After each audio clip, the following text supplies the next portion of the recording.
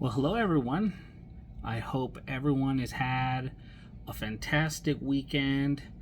I don't know about you, but I needed this break for the weekend. For those of you that aren't off on the weekend, well, I hope when your day off comes that you enjoy yourself, get some rest, relax. Yeah, this past week was rough. I had to tell you, it was like every day felt like Monday. And I hate to say like Mondays suck because they only suck because you have to go back to work, but I mean, they don't usually suck, I guess. But this past week was an adventure to say the least with work. Nothing like that I can't handle or that is super crazy, but it just felt so relentless. Like it just kept, there was always something going, something lingering in the background. Energetically I felt like annoyed and temperamental, and I think many other people did as well. Some of the folks that I spoke with this past week, some of my employees and friends are kind of experiencing the same type of energy, and I don't know if it's just a collective feeling that we all have right now just because of where the world is, and or not, I'm not entirely sure, but it was definitely strange and rough, and I'm kind of glad that tomorrow starts a new week and I can conclude that week and just start over from scratch tomorrow. So I'm excited to get back to work, get some things done. So I hope you all are too. But again, not again, but I want to thank all of you. I think I'm up to, like, as of this video, around 15 followers, which is phenomenal. I know most people will be like, oh, it's just 15, but that's 15 different people that I could share my life and my experiences with. So it's better than no one. And I'm very grateful for all 15 of you, and more to come, I'm sure, as these videos become more frequent and the messages get a little bit deeper. But to dive right in today, excuse me. To dive right in today, so today's Sunday, and Sunday we've been going to church, and today at church was really unique because, I don't know if any of you have ever felt this, but you have like a crazy week and certain things happen in your life, and if you do go to church, and you go on Sunday or whatever day of the week it is that you go, you always find that the sermon is almost like it was meant for you. And it was, it really was. It was, you were there at the right moment, the right time to hear the right thing. And the pastor was talking about forgiveness. And forgiveness is a hard topic for me to define. I honestly, I think for anybody to define it. I mean, even the pastor today, he was defining it in a way that he interpreted it from the Bible and the way that Jesus taught his disciples to practice forgiveness and to preach it. But it still felt kind of bland. It still felt kind of not overly not overly, but not transparent at all. I felt like it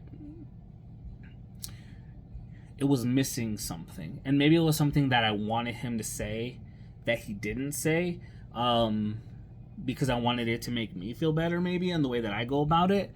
But I don't know, it was just something that was real, like it was just missing something.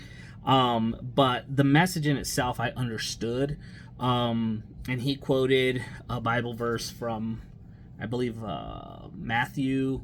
I forget the chapter, but he referenced a story about a story that Jesus told the disciples after, I believe it was Peter, who felt like he was being bullied by the others. They were all arguing about who was going to be the leader of the disciples and who was going to take command and take charge after Jesus would be parting ways. And they were all kind of being very spiteful and mean and aggressive towards each other, and this is kind of where it all came up. But one of the stories that Jesus tells them is as a parable, actually, and I don't know, don't quote me on exactly the story, but the gist of it is basically you have a king who had we'll call him a servant. King had several servants, and one of the servants owed the king a lot of money. The pastor had compared it to like $400 billion of today's money. Obviously, it was a debt that I don't think there's anybody that could pay that off, and it's not even clear as to why the guy owes him that much money. But regardless, he owes him this money, and the servant tells the king, I'll pay you every penny back. Like, I will give you all your money. Please have mercy on me. Please show pity on me. I can't go to jail. I don't want to be in trouble. I'll pay the money back. I'll do whatever I have to do. And the king shows mercy on him, and he tells him, he's like, you know what? I'll forgive your debt. Like, as of right now, I'll forgive your debt. And the servant, ecstatic, wow, oh, thank you so much. Oh my God, thank you. And the servant leaves, and as he's out in town, he bumps into another servant that he used to work with that happened to owe him a really small amount of money, like a couple of bucks.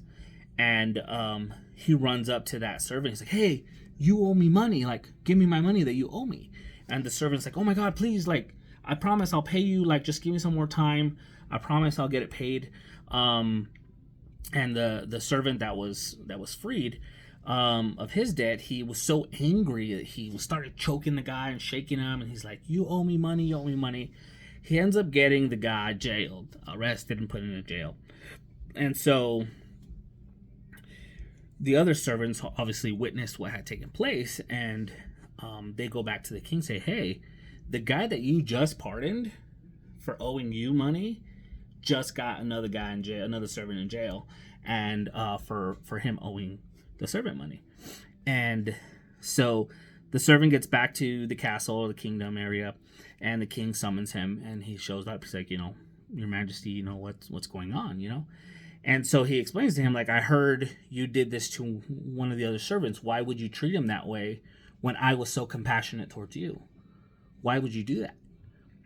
And long story short, the king ends up having him jailed and basically tells him, well, then I don't forgive you for the debt that you owe me, and now you owe me a bunch of money, and you will serve your time until every penny of it's paid. And, you can call it karma, you can call it divine intervention, you can call it whatever it is that you want to call it, but the moral of the story is you had a king who forgave you of your sins. And it's important that you learn how to forgive people who sin against you. And I know it's easier said than done, and forgiveness is a very tough subject for most people to really comprehend, including myself.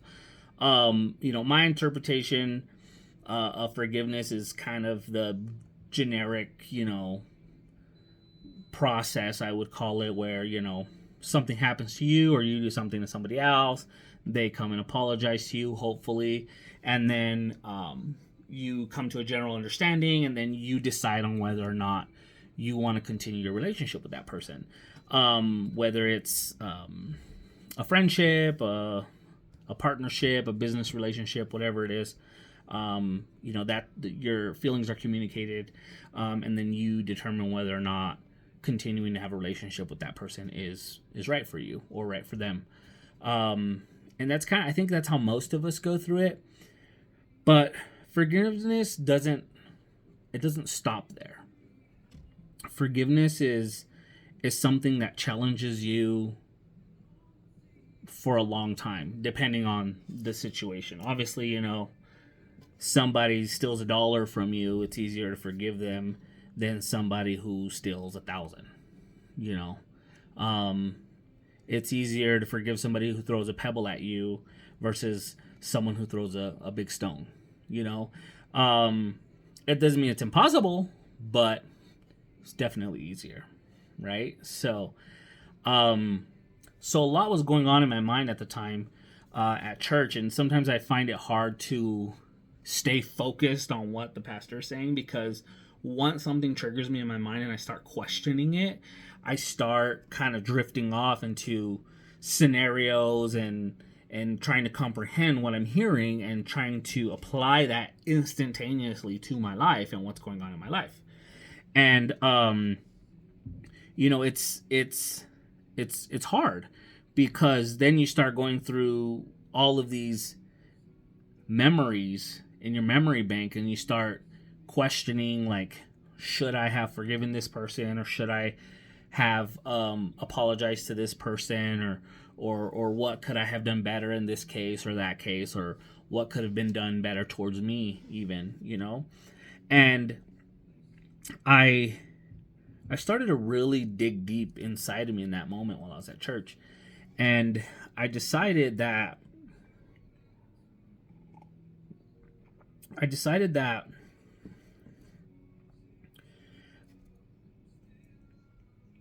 I can't keep trying to move forward with all of these traumatic feelings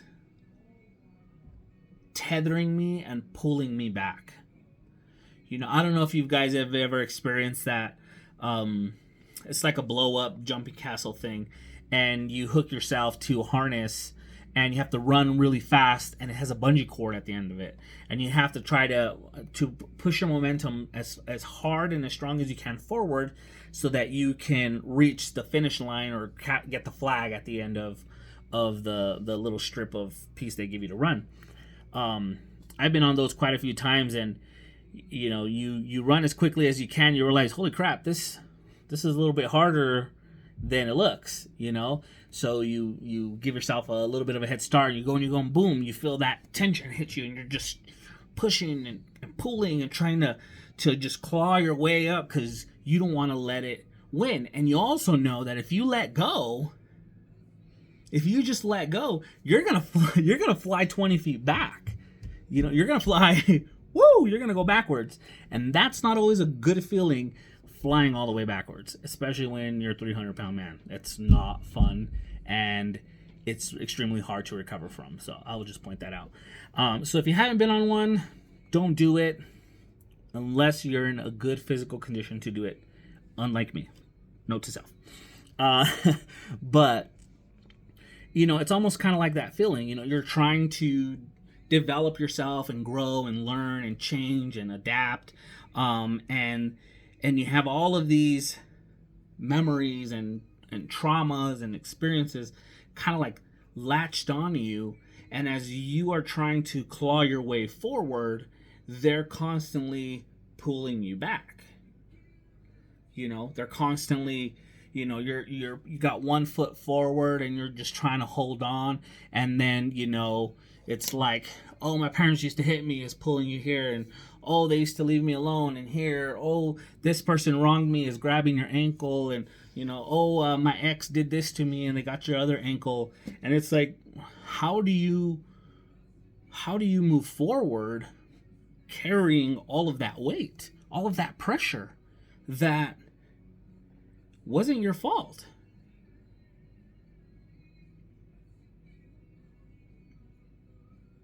It wasn't your fault. So how do you detach yourself from that and allow yourself to freely propel yourself forward so that you can achieve whatever it is that you're hoping to achieve? Serenity, calmness, peace, love, laughter, family, financial gains, whatever drives you. How? The how is the most difficult part. It's the most difficult part. Jesus Christ. It's the most difficult part for all of us.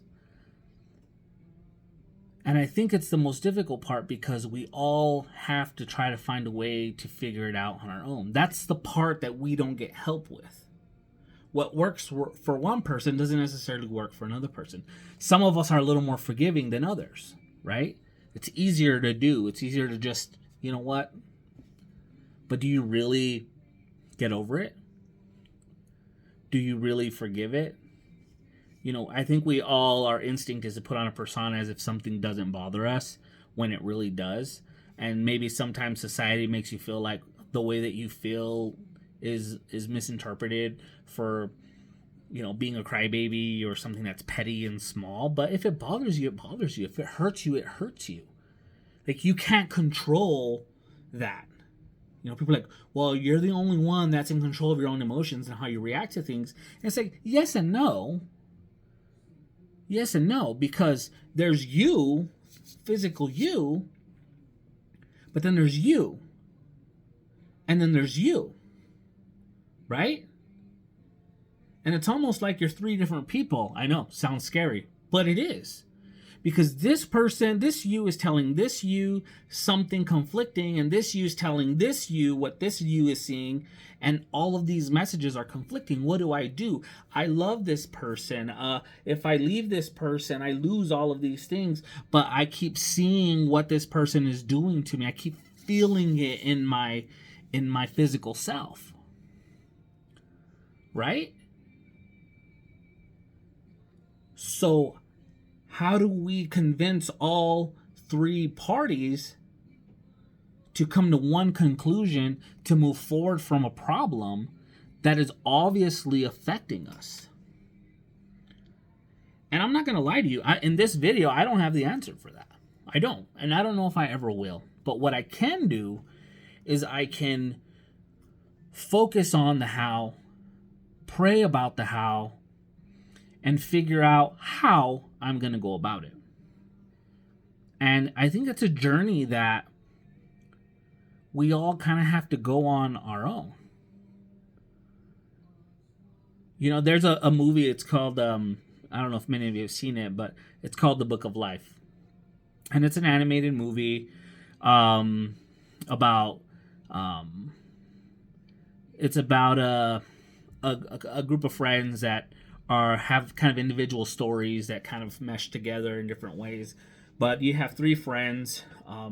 You have a young woman and two young boys, and one wants to be strong and macho and powerful and invincible, and the other one just wants to just love and enjoy and take a slower path. And you have this very adventurous woman who's very ambitious and strong-willed, and she wants to express herself freely and openly. And there's a scene in the movie where the character's name is Manolo, where he is trying to go and find one of the spirits to explain to her that he was cheated in death and that he should be back in the real world. And he has to go.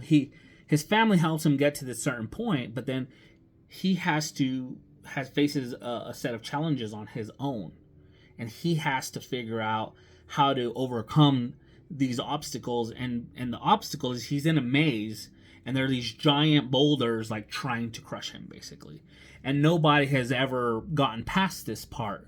And, you know, it wouldn't be a movie if he died in that moment and it was over, right? That's not how movies work. But for most of us, that's what happens. We allow the boulders to crush us because we stop fighting to answer the how. But he finds a way to do it, and he outsmarts these boulders, and he passes this test. And you know, fast forward, he finds La Muerte, and you know, they talk, and then the movie goes on, and you know, yada yada.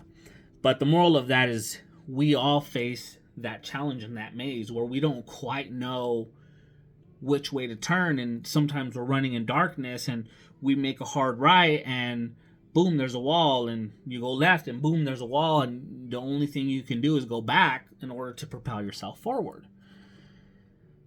And I think that's where I want to start. I want to go back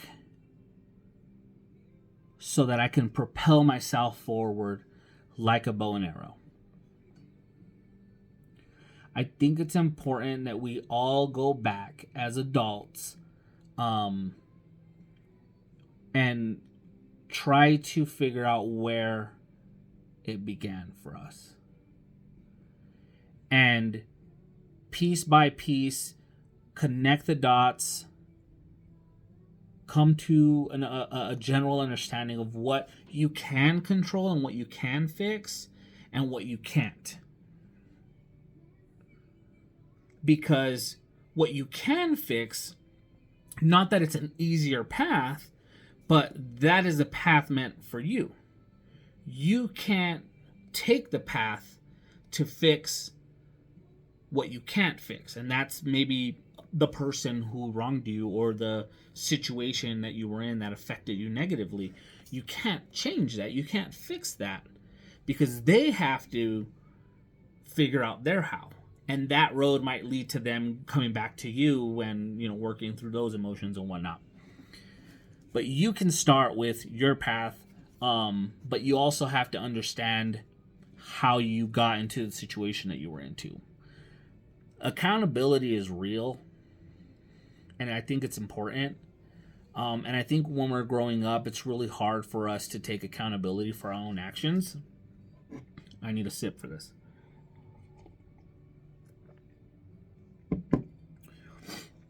And, we're not perfect people. We're not.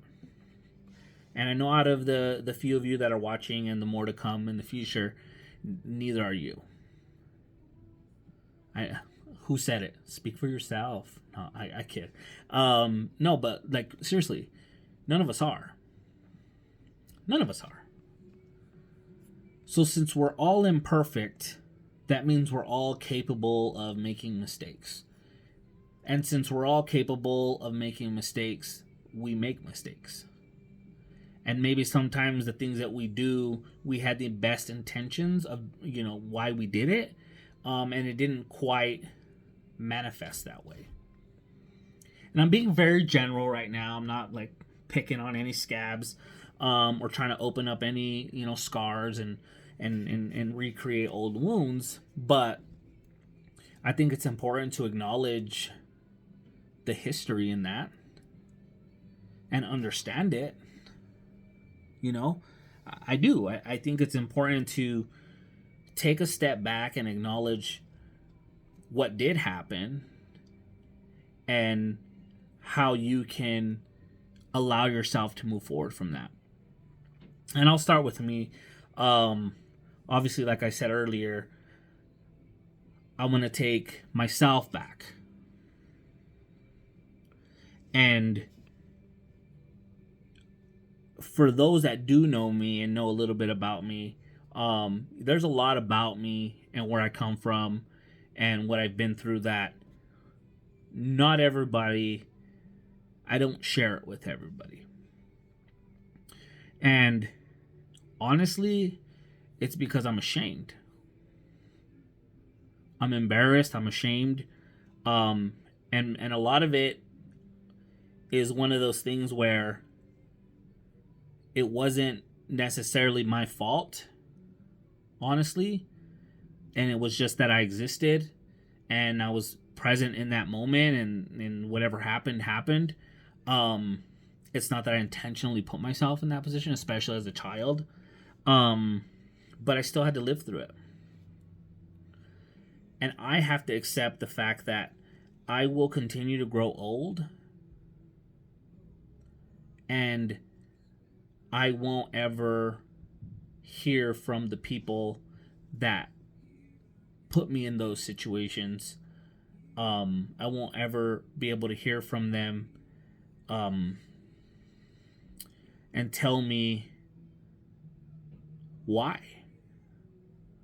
or how come, or I'm sorry, or I was in a bad spot, I don't know what I was thinking. I have to accept that that's not going to happen for me. And the longer I keep living my life pursuing something that I'm never going to get, I'm wasting it. I need to disconnect that tether and let it go 30 feet back and just go. I have to do that. And I think sometimes we find comfort in our pain. And we kind of hold on to things not because we want to continue to be angry, but because we've had it for so long that it's hard for us to just let it go. You know, many years ago, when I got into property management, I was in the storage industry, and I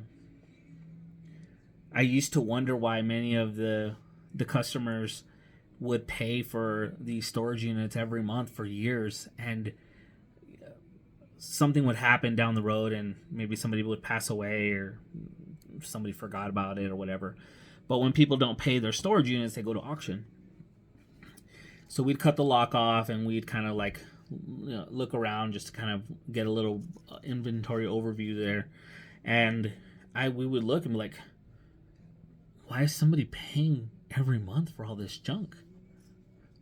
Like, who would do this? Like literal junk. Like, any other reasonable person would have thrown away or given away or got rid of, but someone's like, this is valuable to me, so I'm going to put it here and in a safe space, and I'm going to pay for it every month, year over year. I mean, we're talking thousands and thousands of dollars that some of these people have paid to keep what we would consider trash safe. And it used to mind boggle me, like, what the hell? And I one day I was like really thinking hard about it, and I was like, oh, I know why. Because we also had a storage unit, and my wife would go, oh, I want to throw this away, I want to throw that away, let's get rid of this, get rid of that. And I'd be like, why is it always my stuff? Like, why is it always my stuff that has to get thrown? Let's throw away some of your stuff. Let's go through your closet. Let's you know. And then I realized it's because I'm the one with all the shit in there. Oops, excuse me. I'm the one with all the stuff in the unit. Like, I'm the one with the majority of it that I need to get rid of. I'm just hoarding on the stuff that I never use. Never, you know, yeah, it's cool, I have it, but I don't ever use it. So what's the point, you know?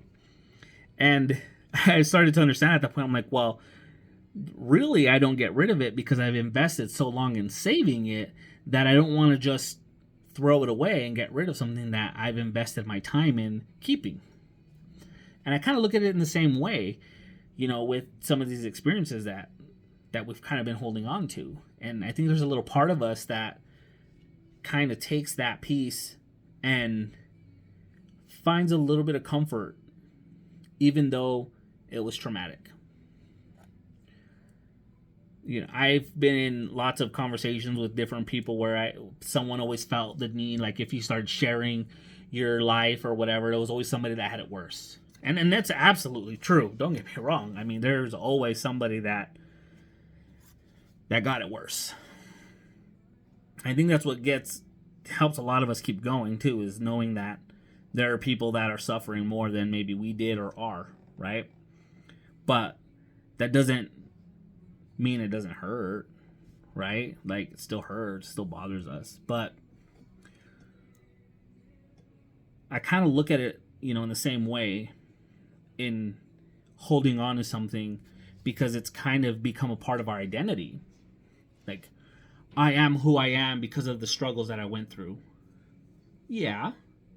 But you're also the person you're not because of the struggles that you went through. And maybe that person that you're not could have been a better person than you are now. Right? Like, yes, you're in a better place, but you could have been in an even better place. You could have been even further than that if you didn't have all these things tethered to your back. You know what I mean? Like, forgiveness is something that we all have to figure out how to do on our own, and we have to do it in our way because it's the only thing that we have control over. And going back to me, you know, I haven't always had the best experiences in life, but at what age do you start to say, like, at what point in your life, I don't want to say age, but at what point in your life do you start to point the fingers back at yourself? Like, if you have things that keep going on, I understand that sometimes it's external sources that kind of affect you, but a lot of the times it's situations and scenarios that we put ourselves in. And we use this identity punishment to justify why things happen to us. Oh, well, you know, this keeps happening to me because I was a bad person. This keeps happening to me because I did this and this and this to somebody else, and now it's happening to me, so this is what I get. Or, you know, this keeps happening to me because of my childhood, or because my parents did this or that, or they didn't do this or that, you know? And so I really want us all to come to our own individual conclusion as to what forgiving means for us and how much more we can benefit by letting it go. And not simply like, just get over it. No, like, legitimately, honestly letting it go. Like a deep breath and a full exhale. Like, I'm never going to have the same breath twice. Every breath is different. It has a different, you know, inhale and exhale, different molecules, different all this stuff. I don't want to breathe in the same crap that I'm letting go. And I'm gonna videotape myself, and I'm gonna honestly say, like, I used to be so angry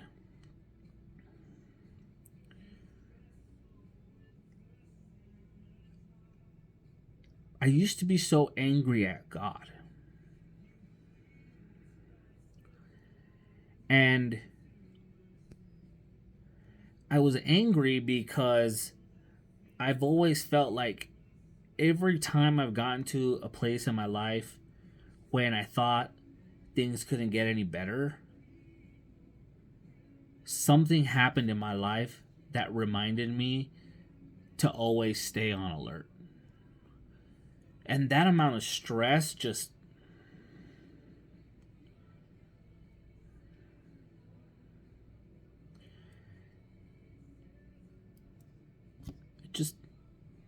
ages you.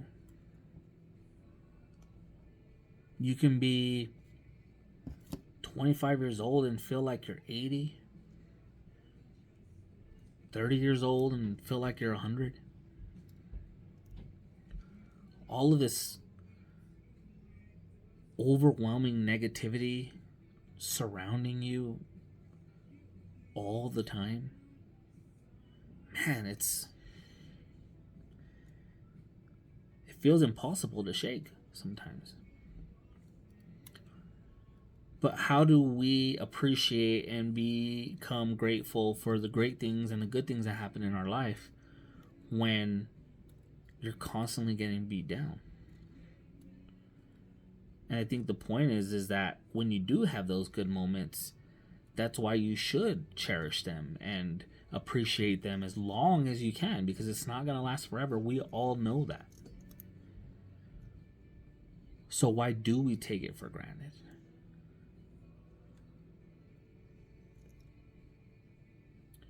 You know, I haven't, growing up, I didn't really have the best relationship with my parents. I think all my siblings would agree, because they have the same ones. Well, partly, right? If you're a sibling, I love you. But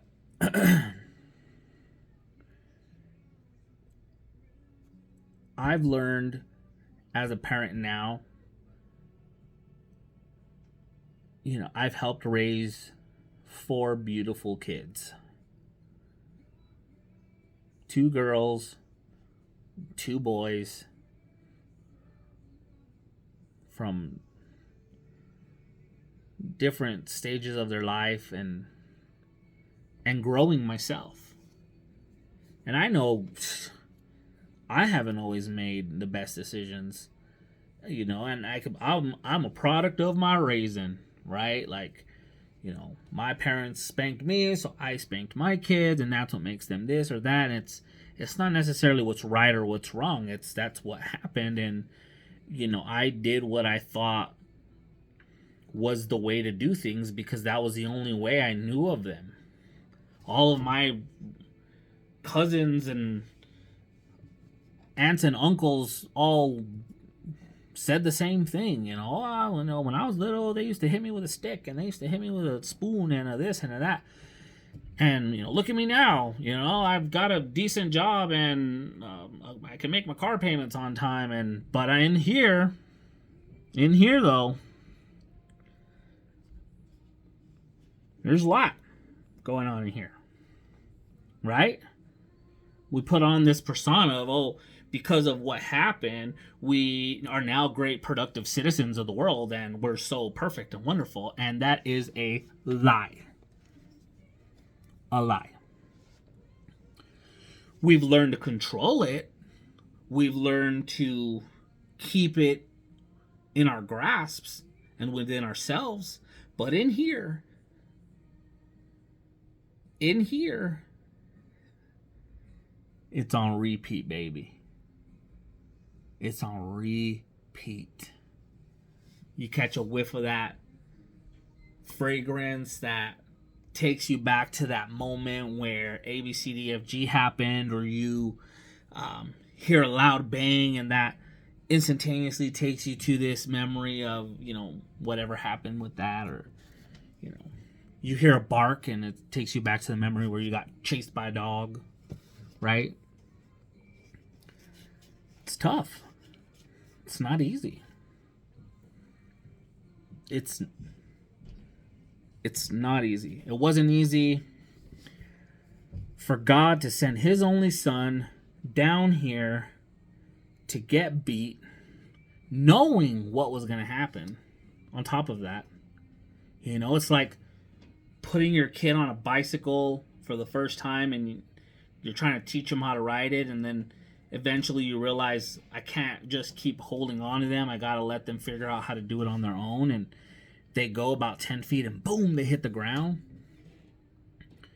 And you want to run over there and pick them up, and you have to understand, like, when we can't protect them, how are they going to protect themselves?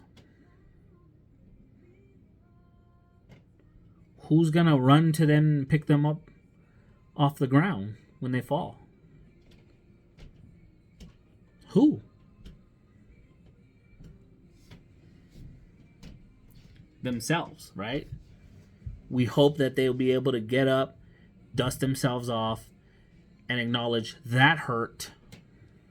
I don't like that feeling, but I need to learn this so that I can make better decisions moving forward, right? They get back on that bike and they do it again, they fall, and they do it again, they fall, and do it again, they fall.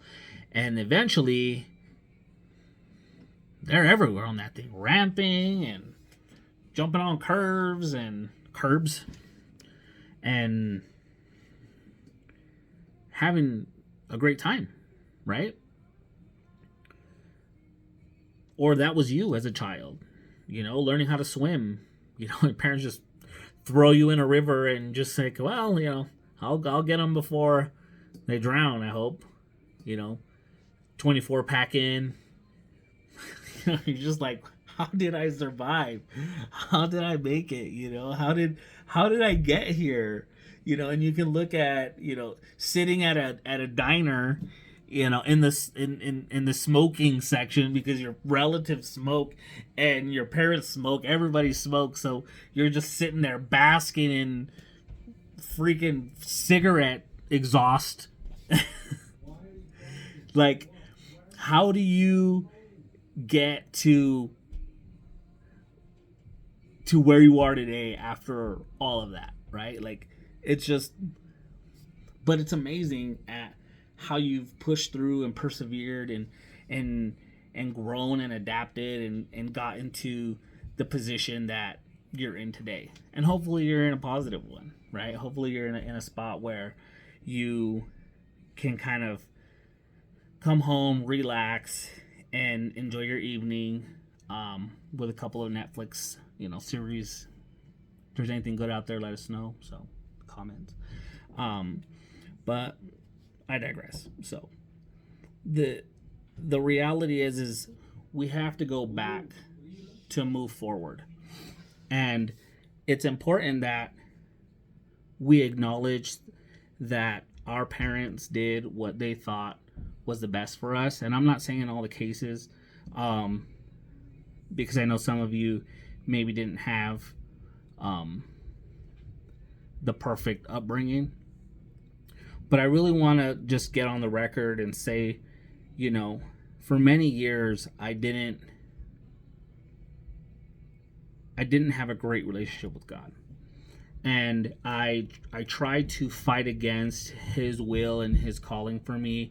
I really tried to go against what purpose that he had for me, and he just kept getting louder and louder and louder in my life, and something would always bring me back to church and hearing the word, and I fought it.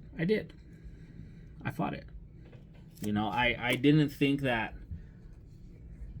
I was worthy of being communicated to, and I didn't think that I was perfect enough to accept his message for me and the life that he wanted for me. I didn't. I really didn't. And that kind of transcended into my relationship with my parents. My mom left my brothers and I with my grandmother, and she's shared why later on in my life, but for the first 17 of my years of my life, I didn't know what she even looked like. I had no pictures of her. I knew her name, and that was it. I knew nothing else. And as a kid, going through different things and figuring out, my life, I always would I would always kind of like look up at the sky and talk to her. And I would, ask her to reach out. I would ask her for a birthday card. I would ask her for, to visit, or, my grandparents lived in the same house forever. So, I mean, it's, if you've been there once, you've been there once, right? We weren't hard people to find. But day after day, year after year, nothing. And I turned 17. I needed my driver's license. So my youngest sister's mom, at the time we were staying with her, and I think we're passing through the area of Arizona where we thought she was probably still living. And we popped into a gas station and asked, "Hey, do you know who this person is?" And she's like, the cashier was like, "Who's looking for her?" I'm like, "My name's Chris." I'm like, "You're Chris?" And my little brother was like, "You're Robert?" Like, it's like she knew me. I had no idea who she was. And she picks up her phone, calls, and we get directions on where my mom was, and we drove there. And for the very first time in my life, I saw this woman that I had cried for and prayed for all the time, for the very first time. And I remember seeing her walk out of this trailer. She kind of poked her head out first as we pulled up, and she looked nothing like I imagined. Nothing. And it was really because I didn't know, like, no one had seen her in years that I knew of, and nobody could really explain how she was gonna look, you know. And any stories that I heard about her, they were when she was a lot younger, and I just imagined her being like this kind of Pocahontas looking woman in a way, and she wasn't. You know, she was older and she had a lot of tattoos and she was really thin and kind of petite and small, and I was like, that can't be her. That can't be her. You know, it can't be. And it was, obviously, right? So, you know, I met her. She hugged me. She cried. I didn't know how to feel. My little brother was super angry. He was just pouting. I didn't know how to feel. I wanted so bad to feel love and affection and connection and all of these things, and nothing. Big fat zero burger, like nothing. And I was like, what the heck? You know, like, it's like you want something so bad and then you get it and you're just like, that's it? I thought it was going to be so much this, or I thought it was going to be so much that. That's what I felt. And little by little, after that, I got to know her a little bit more. I found that she was very unique, individual. No offense, Mom, if you watch this.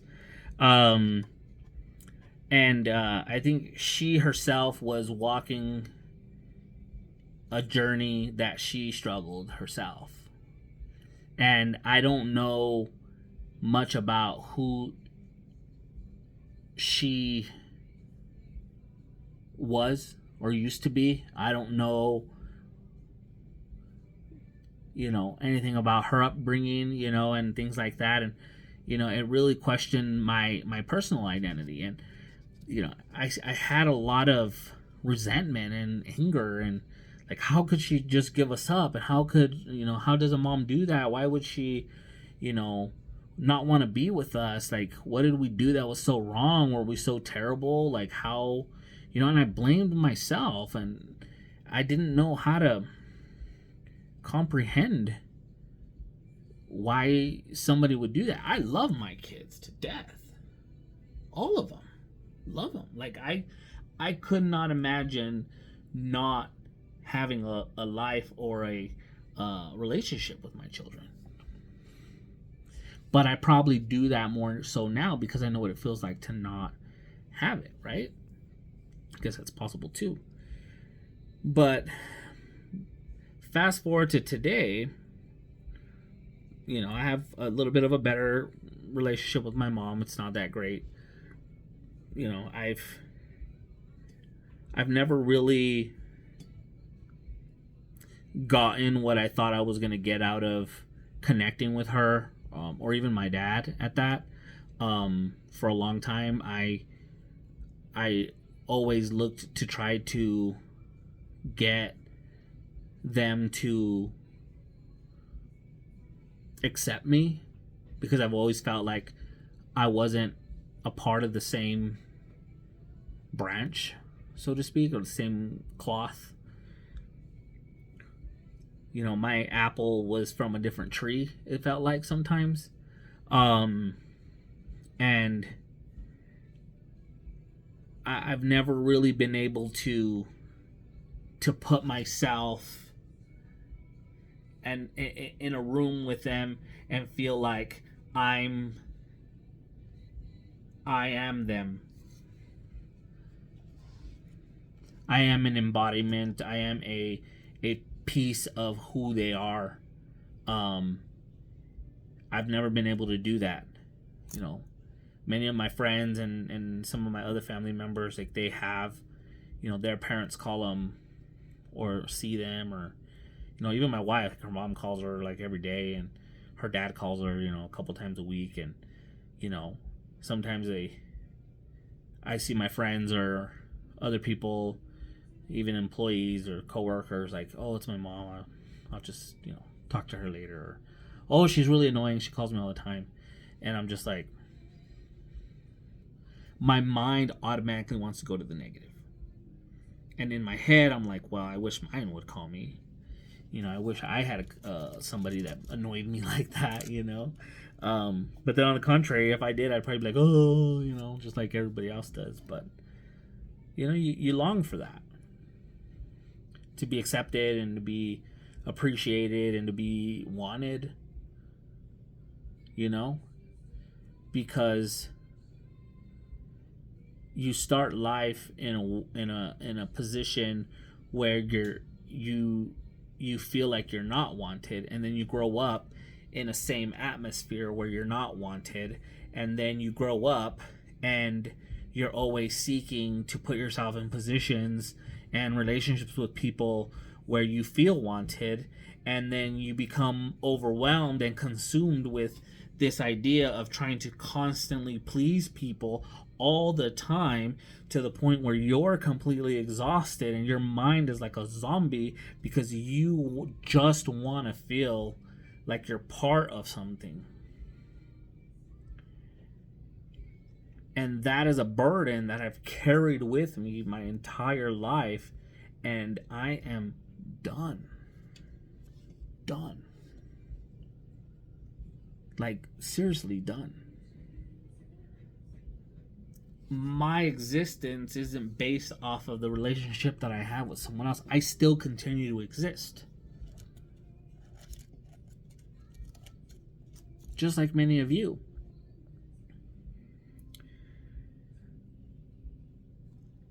It's not easy to forgive. And it's going to be different for everyone. But I'm making a choice today. And I hope that many of you will reflect on this and really absorb what I'm saying. And I know I've been all over the place, but just really take the base of this and the forgiveness and just accept that you may not get what you're hoping to get from the person that hurt you or wronged you, but you're hurting and wronging yourself by continuing to give them that power over you. You don't have to forget what happened, but the longer you go not forgiving them and moving forward, the longer you're going to go in your life continuing to carry that negativity with you. If somebody broke your heart and you don't trust them anymore, and the next person that loves you, it genuinely loves you, but because you're stuck on what somebody else did to you, you make yourself incapable of being able to accept the love from someone else or even yourself. Like, that's messed up for you, for yourself. It is. It's legitimately hurting yourself. And finding a way to allow yourself to let go is going to be the only way that you're going to be able to move yourself into a better, more positive environment. That doesn't mean that negative things aren't going to happen anymore. But the more you train yourself to be able to get hurt and bounce back from it, the quicker you can get back on your path to love, righteousness, a career path, health. And when you let it go, it's like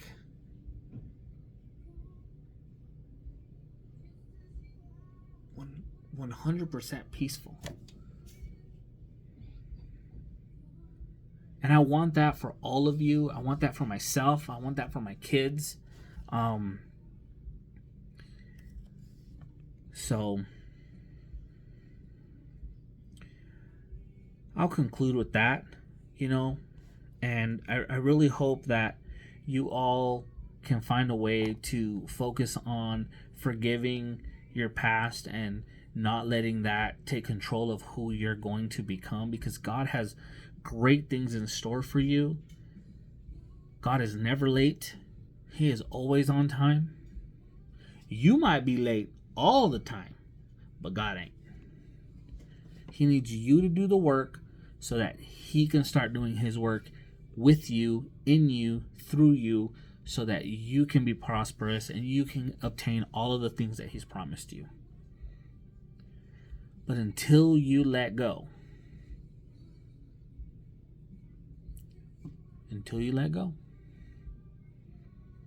I hope you all have a great, wonderful week. I love all you guys. I pray that God does amazing things in your life like he's doing in mine. I pray that you all learn to forgive and move past things. I hope and pray that you all achieve everything that you're hoping to achieve. I really do. I genuinely do. There is nothing greater than seeing the people that you love and care about be prosperous and grow and obtain all of the things that you want for them and that they want for themselves. So in Jesus' name I pray. I love you all. God bless. Have a wonderful week. And I'll catch y'all next time. Peace.